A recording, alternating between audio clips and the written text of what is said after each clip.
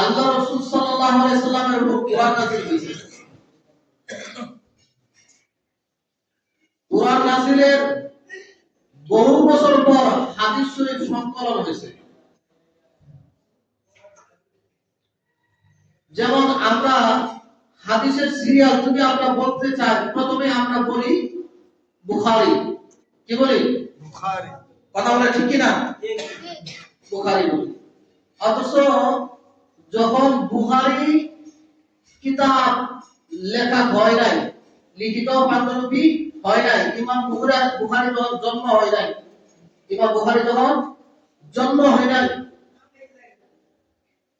ইমাম বুখারী যিনি বুখারী লেখছেন তিনি এখনো জন্ম হয় নাই।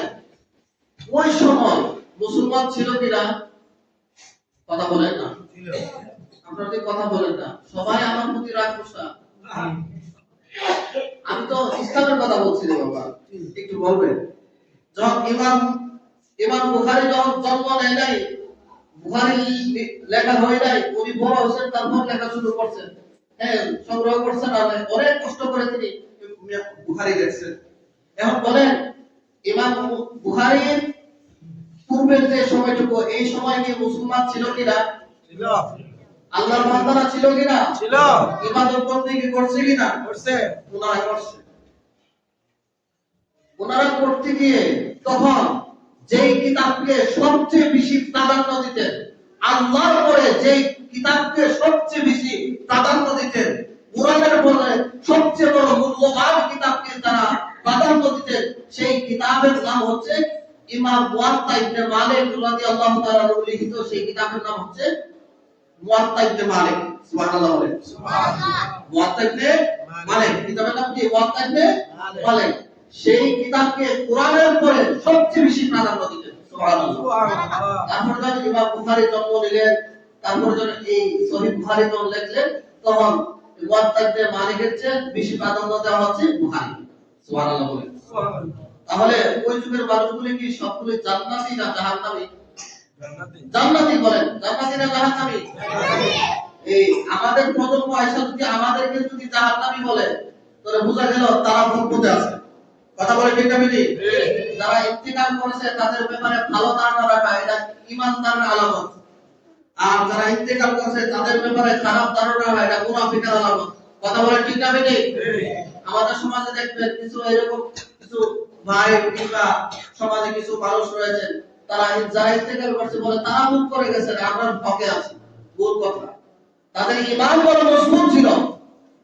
এমন মোল্লা মুর্শিদ আমাদের সমাজে এমনও ছিল, আগুন ফু দিলে আগুন জ্বলছে, আর সমস্ত কোরআন পড়ে যদি আমার মতো সমস্ত মৌলবীদেরকে যদি একসাথে করে বলে ফু দে, আগুন ধরবে তো দূরের কথা, পানিও ধরবে না। কথা বলে ঠিক না বেঠিক? কারণ কি জানেন, আমাদের ঈমান হালকা হয়ে গেছে, হাইব্রিড। কি হইছে? হাইব্রিড। সম্মানিত হাজিরিন, বলতে যাচ্ছিলাম সেই মুয়াত্তা, ইমাম মুয়াত্তা ইবনে মালিক সেই প্রসিদ্ধ কিতাবে এই হাদিসে মুবারাকা আপনারা শুনলেন।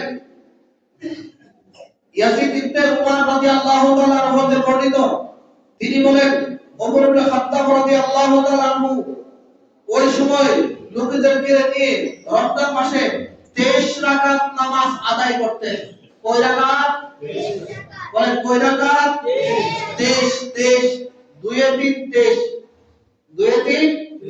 23 রাকাত নামাজ আদায় করতেন। এখন এই 23 রাকাতের নামাজের ব্যাখ্যা হচ্ছে 20 রাকাত তারাবির নামাজ আদায় করতেন, 3 রাকাত বেতর আদায় করতেন। 20 রাকাত তারাবি। কথা বলেন না, 20 রাকাত তারাবির নামাজ আদায় করতেন, আর 3 রাকাত বেতর আদায় করতেন। এটা হচ্ছে ইমাম মুয়াত্তা ইবনে মালিকের কিতাবের পৃষ্ঠা নাম্বার 40। তারপরে যদি আপনি 20 রাকাতের বিরুদ্ধে কথা বলেন, আপনি হাদিসের বিরুদ্ধে কথা বলছেন। কথা বলে ঠিক কি না? কোন হাদিসের বিরুদ্ধে কথা বলে আপনি মুসলমান কি হিসাবে আপনি দাবি করেন, সেটাই তো বুঝে আসে না। কথা বলে ঠিক কি না? আপনি কোন পরে পিছনে এটা আপনার ইচ্ছা। আপনি কোরআন হাদিসের বিরুদ্ধে কথা বলতে পারেন না।